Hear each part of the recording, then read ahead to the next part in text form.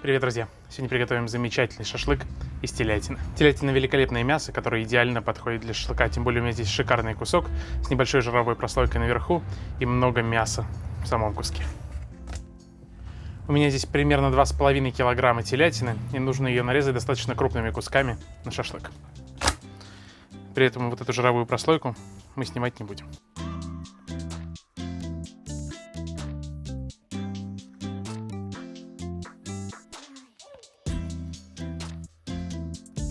Это у меня тонкий край, его еще называют стрип-лойн или стейк Нью-Йорка с отдельными стейками. Это поясничный отруб. Нарежу его прямоугольничками. Такие вот хорошие кусочки.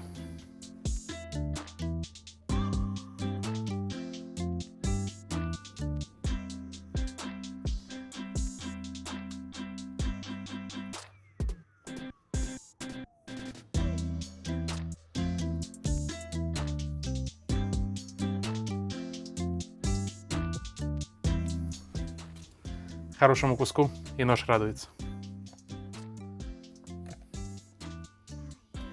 Ну и, конечно, любому шашлыку для хорошего маринада нужен репчатый лук. Это идеальный размягчитель для мяса.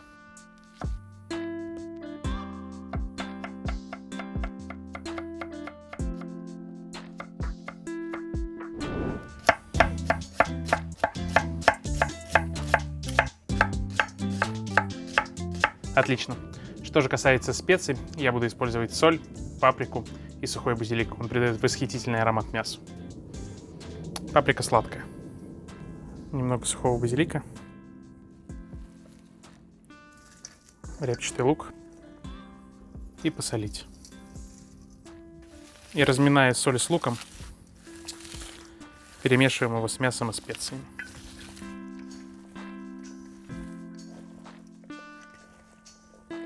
Телятина намного нежнее, чем говядина, и долго мариноваться ей абсолютно не нужно. Минут 40-50 будет вполне достаточно, поэтому можно отправляться разжигать тандыр.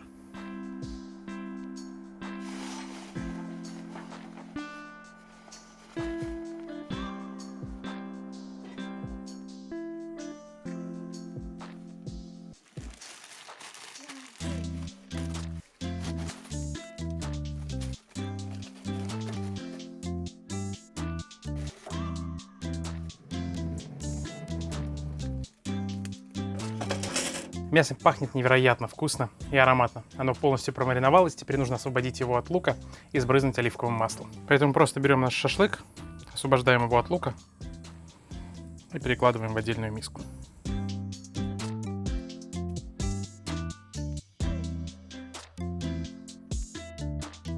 Отлично, мясо чистое, добавляем к нему оливковое масло. Смотрите, какие потрясающие кусочки. Оливковое масло вязкое. Хорошо обволакивает мясо, не даст ему пересохнуть, и получится отличная корочка.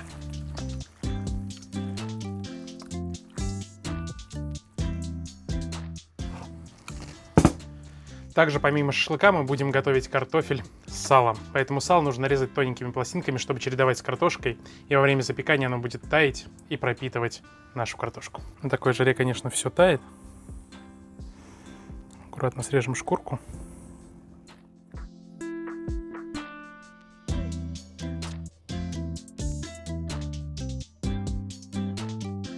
Ну а теперь самое простое, нанизываем все на шампура.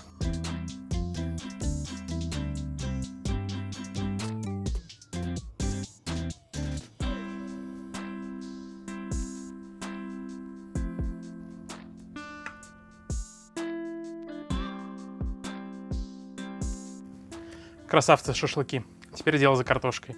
Чередуем ее с салом и нанизываем на шампур. Вначале кусочек сала, потом картофель. И делаем небольшие надсечки на картофеле, чтобы он лучше пропекался. И с обратной стороны. Шикарный ужин получается. Солить картошку пока не будем, посолим ее перед подачей. Так она будет более мягкой и не развалится.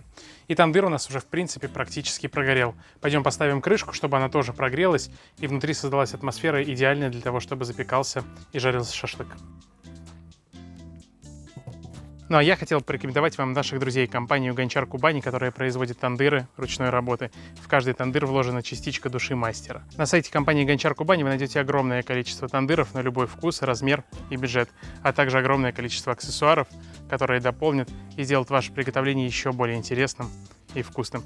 Ссылочку я оставляю в описании. Переходите, заказывайте подарки себе, своим друзьям и своим близким. А мы продолжаем готовить. Закрываем поддув.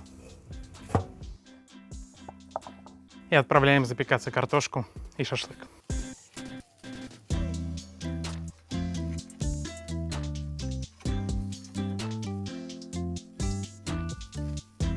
Красота! Угли я не убирал, поэтому останется еще и подкопченый аромат.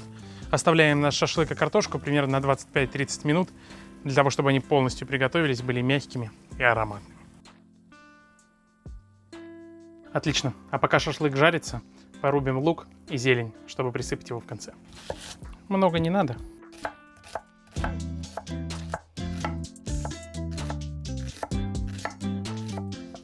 И немного зеленушки.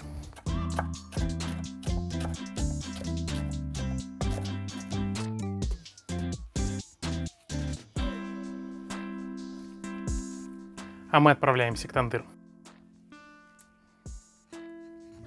Посмотрите, какая картошечка.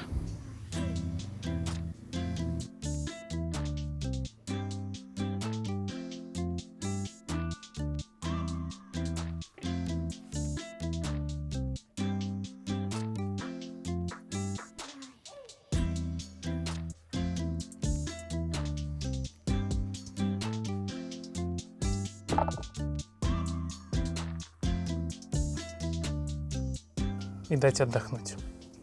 Друзья, хочется поблагодарить каждого из вас за вашу поддержку, за ваши лайки, комментарии, за то, что делитесь нашими рецептами со своими друзьями.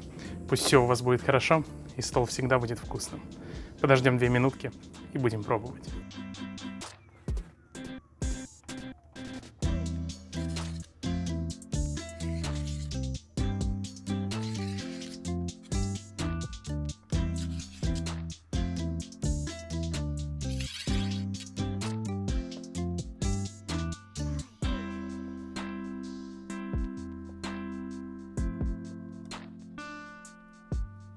Друзья мои, это очень вкусно.